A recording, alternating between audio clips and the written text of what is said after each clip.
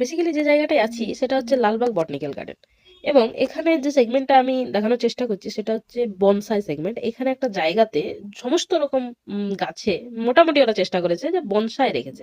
প্রথমে আমি বলবো বনসাই সম্পর্কে যদি আইডিয়া নেই তাহলে বলি, বনসাই হচ্ছে যে একটা বড় গাছকে ছোট আকৃতিতে তাকে সংগ্রহ করা বা তাকে দেখবার জন্য, দৃষ্টিনন্দন করার জন্য, সুন্দর করার জন্য আর্টিফিশিয়ালি এটা একটা করা হয়, তার নর্মাল গ্রোথকে আটকে তাকে ছোট করা হয়। দেখো এখানে ম্যাক্সিমাম যে গাছগুলো দেখাচ্ছি সেগুলো সব বিশেষ করে ফিকাস প্ল্যান্ট রয়েছে এখানে, ঠিক আছে? ফিকাস মানে বট গাছ, যেটা একটা বড় প্রজাতি, সেটার কিন্তু বিশেষ করে এখানে বনসাই করা হয়েছে। অতএব এরপর আমি আরেকটা সেগমেন্ট তোমাদেরকে দেখাবো যেখানে আমি বলবো বনসাই সম্পর্কে, যে কিছু কিছু গাছের ক্ষেত্রে বনসাই করা সঠিক, আবার কিছু কিছু গাছের ক্ষেত্রে বনসাই করা কিন্তু ঠিক নয়, তবে কিছু গাছের পারমিশন রয়েছে।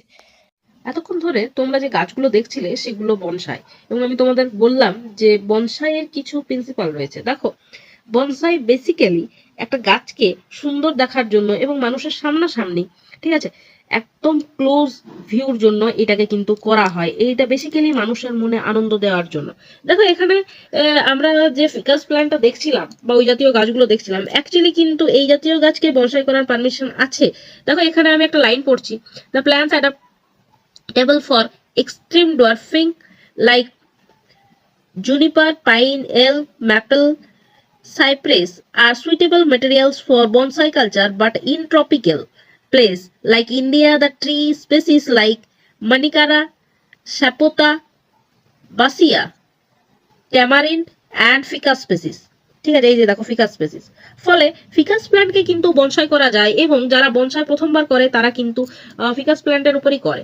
বাট কিছু কিছু ক্ষেত্রে বনসাইকে কিন্তু কিছু কিছু গাছের ক্ষেত্রে, যেমন যেগুলো একটু ইন্ডেঞ্জার স্পেসিস বা যে গাছগুলো যাদের পরিমাণ আস্তে আস্তে কমছে, তাদের ক্ষেত্রে কিন্তু বনসাই করতে মানা করা হয়। এবং বনসাই কিন্তু একদমই একটা গাছ, সেই গাছটা বিশেষ করে সেই গাছটিকে তার যে লাইফের, তার যে গ্রোথ, তার নর্মাল গ্রোথ থেকে তাকে কিন্তু বাধা দিয়ে, তাকে এই যে এখানে দেখতে পাচ্ছ যে তাকে কি করা হয়, তার দিয়ে বেঁধে বেঁধে তাকে একটা ছোট স্ট্রাকচারে নিয়ে আসা হয়, ঠিক আছে? বনসাইয়ের কিছু রুলস আছে, এখানে তোমরা দেখে নিতে পারো, ঠিক আছে? তো তার ট্রাঙ্কের কিছু রুল আছে, তার ব্রাঞ্চেসের কিছু রুল আছে। ব্রাঞ্চেস কোনোদিনই অনেক বেশি বড় হতে পারবে না, নো আই পোকিং ব্রাঞ্চেস, ঠিক আছে? এছাড়া বনসাইটা কেমন দেখতে হবে, স্মল হবে, তার পাতাগুলো ছোট ছোট হবে, এবং অ্যাট্রাকটিভ বার্ক অর রুটস, সমস্ত কিছু একটু দর্শনের জন্য, দর্শন মানে দেখে যে দৃষ্টিনন্দন হয়, যে সুন্দর হয় যাতে, সেইটা কিন্তু বনসাই প্রায়োরিটি। অতএব একান্তই যদি কেউ বনসাই করতে ইচ্ছুক হয় তাহলে কিন্তু এই টার্মস এন্ড কন্ডিশন গুলো মনে রাখবে নিশ্চয়ই।